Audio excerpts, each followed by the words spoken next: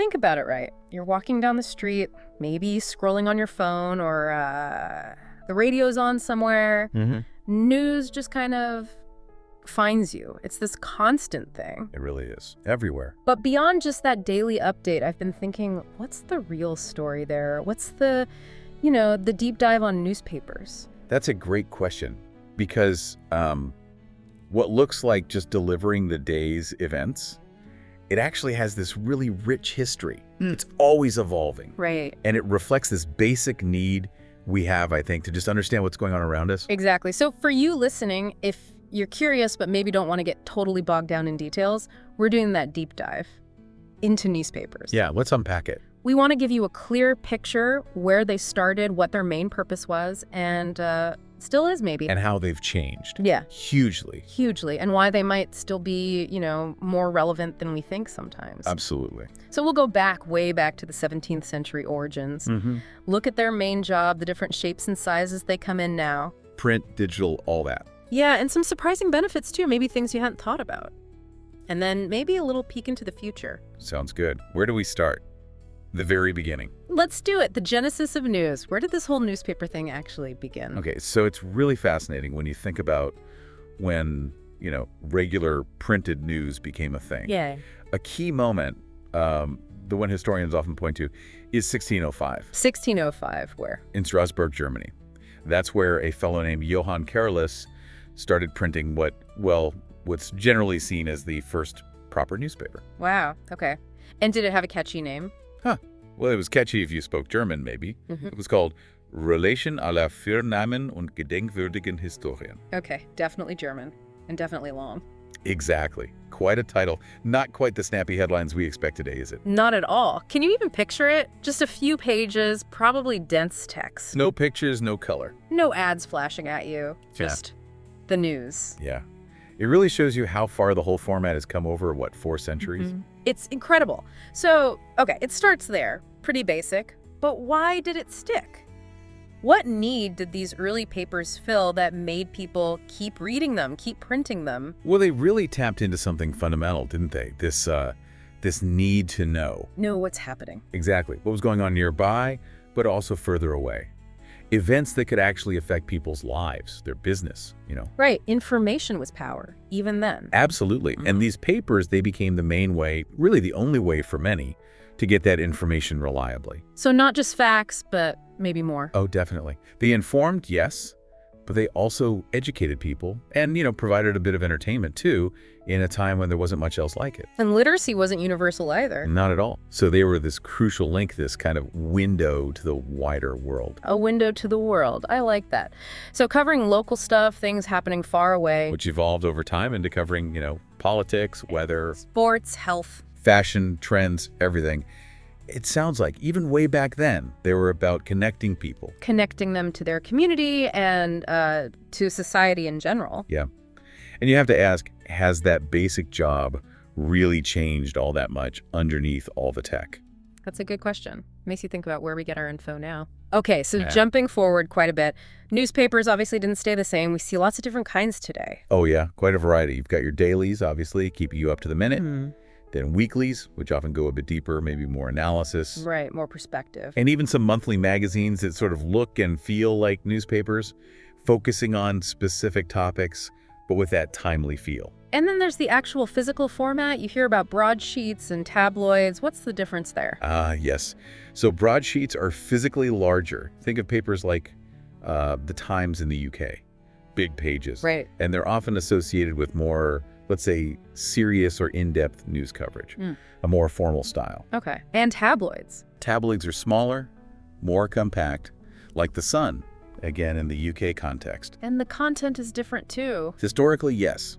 They often focused more on, sensational stories, human interest, entertainment news, though the lines can blur sometimes. So the size itself kind of signals the approach. Often, yeah. It makes you think, why pick one over the other? What are you looking for? Interesting. And then, boom, the digital age arrives. That must have been like an earthquake for newspapers. Oh, absolutely. A massive shift. Suddenly you've got news websites, apps on your phone, social media feed. All competing for attention. Exactly. And that had huge economic consequences for the traditional print model. I bet. less print sales. Well, yeah. But also, the advertising model shifted online. But what's really striking is, for some big names, the New York Times or The Guardian, Yeah. their income from digital subscriptions, people paying to read online, have actually overtaken the money they made from selling the physical paper. Wow. That's a huge milestone. It really is. It shows a fundamental change in how the business works now. Adaptation was key. Definitely. But, despite how easy it is to get news online, lots of people still buy the physical paper or subscribe to the print edition. They do. Why? What's the appeal of print that keeps it going? I think there are a few things. There's definitely that tactile thing for some people. The feel of the paper? Yeah, holding it, turning the pages. It's just a different experience, maybe less distracting than a screen. That makes sense. And it's portable in a different way, right? You don't need Wi-Fi, don't need to worry about battery life. True. You can take it anywhere. Just a different way of engaging with the news. What about you? Do you still read print sometimes? I do occasionally. I think for me, it feels more deliberate. Less chance of getting sidetracked by notifications or other tabs. Right. A more focused read. It's interesting how we all have our preferences. Yeah. But okay, beyond just how we like to read it, are there other advantages? Maybe less obvious ones, especially thinking about, our listeners who are learning English. Ah, yes. This is actually a really great point for language learners. Reading newspapers, good ones anyway, offers some real benefits. Like what? Well, first off, vocabulary. You're constantly seeing new words used in real situations, in context. Not just lists of words. Exactly, which makes them much easier to understand and remember.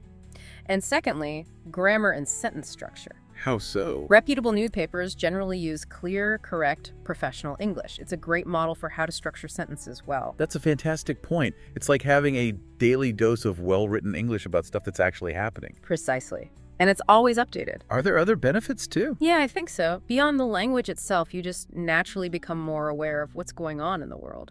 Global awareness. Right. You learn about different cultures, important issues, current events. It broadens your horizons. And maybe more practically, it gives you things to talk about. Ah, a conversation starter. Definitely. You read an interesting story, you can discuss it with people. It helps you participate in conversation. So it's not just passive reading, it's active learning and engagement. So they're not just headlines, they can actually be tools for personal development. That's really valuable. I think so. Okay, let's look ahead then. Crystal ball time. What's the future hold for newspapers? Is print going to vanish completely? Well, vanish completely is a strong phrase. I suspect the dominance of print will likely continue to shrink, yeah. But the idea itself won't die. I don't think so. The core function, reporting facts, investigating stories, keeping people informed, that fundamental need isn't going away. Just the delivery method changes. Exactly. We're already seeing tons of innovation online, interactive graphics, video, podcasts like this one even.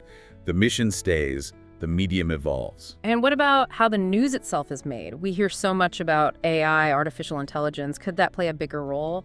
That's a really interesting and slightly controversial area right now. I mean, we're probably not looking at AI writing entire complex investigative pieces anytime soon. But could it help? How? Maybe in analyzing large data sets for stories, or even writing simple routine news updates like sports scores or stock market reports. It's definitely something being explored. So another layer of evolution. Potentially, yeah.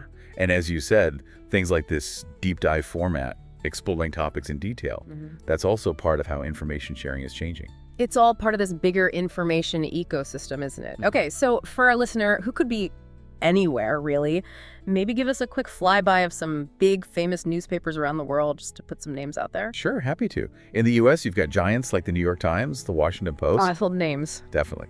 Yeah. And USA Today, which you see everywhere. Then over in the U.K., you've mentioned the Times, the Guardian, also the Daily Telegraph, and the big tabloid, The Sun. If we hop over to India, major English language papers include the Times of India, the Hindustan Times. Yeah. Very widely read. Oh, okay. And maybe one more, Japan. They actually have some of the newspapers with the highest circulation globally. Really? Which ones? The Yomiuri Shimbun and the Asahi Shimbun. Huge readerships. Wow. So it really is a global phenomenon, this newspaper business. Absolutely. A vast, diverse network. So turning back to you, the listener, Do you read a newspaper, maybe in English, maybe in another language? It's just such a common thing in our world, but maybe stopping to think about its history, its purpose, it sheds a new light on it. And if you are learning English, here's a really practical tip. Go on. Just try reading one short article in English every day. Just one to start. It can be a really good and actually quite enjoyable way to practice. You learn vocabulary, see grammar in action. And importantly, don't stress if you don't get every single word at first. Absolutely not. That's not the point initially. The key is just doing it regularly. Consistency, getting that exposure. Keep going. Exactly. Think of it like newspapers can be your daily English teacher, always bringing you something new. A daily teacher updated constantly. I like that. Aligns perfectly with learning goals. So next time you see a newspaper headline or scroll past a news site, maybe just take a second, think about that long journey it represents. And maybe, just as a final thought to leave you with, what would the headline be on the front page of your life today? Ooh, interesting question. Just something to ponder.